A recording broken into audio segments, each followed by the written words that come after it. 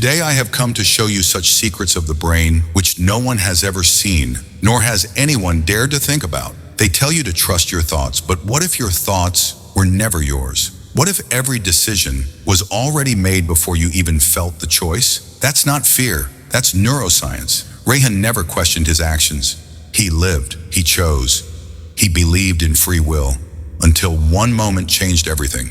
He looked up. That's it, just looked up. So did four others. No reason, no sound, no trigger, just a silent chain reaction, a ripple of sight, like minds connected by something unseen. He laughed it off, but something inside cracked open. Why did they all look? Why did he look? His search began, not outside, but inside. He wasn't hunting answers. He was hunting the origin of thought. He found the first clue in a lab experiment. Benjamin Libet, 1983. People pressed a button whenever they felt like it, but the brain had already fired. 7 seconds before, free will. 7 seconds before choice. Rehan sat there frozen. If my brain moves first, then who am I? The next days felt different. He walked, but noticed how he always chose the same route. He didn't think, he reacted. He ordered the same coffee, not because he wanted to, but because his brain wanted predictability, comfort in repetition, addiction to familiarity. He wasn't living, he was looping. 85% of daily decisions are subconscious. 90% of your thoughts are recycled. Your brain chooses survival over truth. Rehan started seeing it everywhere. People laughing at jokes they didn't understand, nodding to opinions they didn't believe, smiling out of fear, not joy. He began to whisper, how much of me is even mine? One night, he stared into the mirror and watched his own face blink before he decided to. His own body, responding faster than him. The mind wasn't a master, it was a puppet, and something else held the strings. They call it intuition. They call it instinct. But what if it's programming, silent, predictable, invisible, and you're just watching your life like a delayed broadcast? Rehan thought he was different, thoughtful, aware, in control, but his phone knew him better. It knew when he was lonely, when he was tired, when he'd crave validation, one address, one image, and desire bloomed, not from within, but from code. He had just spoken about sneakers, didn't search it, didn't type it. 10 minutes later, there it was, an ad designed just for him. Not coincidence, not magic, just algorithms smarter than his awareness. The average human sees 6,000 ads per day. You react to most without knowing you did. The brain doesn't need permission, just patterns. They weren't selling shoes, they were shaping identity, planting needs before he could question them. His desires weren't desires, they were scripts, written in a language only his nervous system understood. He opened a dating app, swiped, paused, same eyes, same face, same energy, different people, same design. He checked his past matches. Same, his type, not his, just a repeated preference, a comfort loop. Your brain picks familiar over right. It doesn't want truth, it wants what it recognizes. He felt betrayed by his own biology. He didn't choose who he loved. His wounds did. He didn't choose his habits. His past did. He didn't choose his triggers. His trauma did. And then came the therapist. She asked, what memory defines you?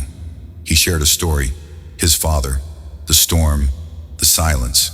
She smiled softly. Are you sure that happened exactly that way? He blinked. She leaned forward. Memory isn't recording, it's rewriting. Every time you remember, you edit, you filter, you reshape the past. 40% of people can form false memories when nudged. Truth is fragile, reality, customizable. Rehan left her office, unsure of who he was, unsure of what was real. His foundation cracked. If memory is fiction, what's left of me? He stood before the mirror, again, not to fix his hair, not to admire, but to ask, am I just a reaction? He looked into his own eyes, saw a stranger looking back, one who moved before him, felt before him, chose before him. Not because he was broken, but because this is how we're built. You don't make up your mind. You discover what it already decided. He read about a room, a place where thoughts could be tested, where silence was total, and the only voice was your own. They called it the thought isolation chamber. No mirror, no phone, no sound, just you and the truth that follows. Rehan volunteered. He wanted to meet his thoughts, alone. Hour 1, silence. Hour 2, discomfort. Hour 3, restlessness. Hour 4, something else. Thoughts, but not his. Words entered his head without origin. Random, sharp, unfamiliar. He didn't think them. He heard them. The scientists were calm. They had seen it before. The brain doesn't just produce thought, it receives.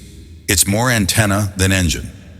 In EEG studies, subjects report non-originating thoughts in deep isolation. Some experience memories they never lived. Others hear sentences before they consciously form them. Rehan shook. He wasn't thinking, he was tuned in. But tuned into what? Back home, everything felt artificial. He scrolled, refreshed, clicked, opened, closed, refreshed again. Not for joy, not for purpose, but because dopamine demanded motion. The brain is wired for rewards, not fulfillment.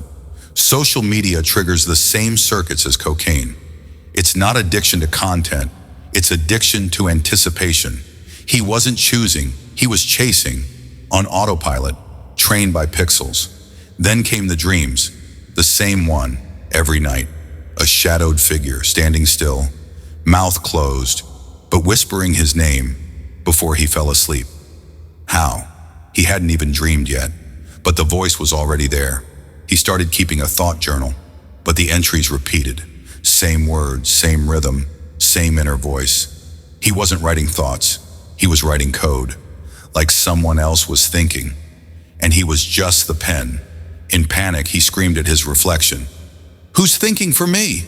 The mirror stayed till, but his reflection smiled. Before he did, his breath caught, his mind froze. He whispered, "I'm not the one in control, am I?" A line echoed in his skull. "You are not your thoughts, you are the one watching them happen." He understood. The voice in his head was not him. The story he believed was written by exposure. The memories he trusted were patched together lies. His choices, scripts, his beliefs, downloads, his identity, a mask designed by repetition.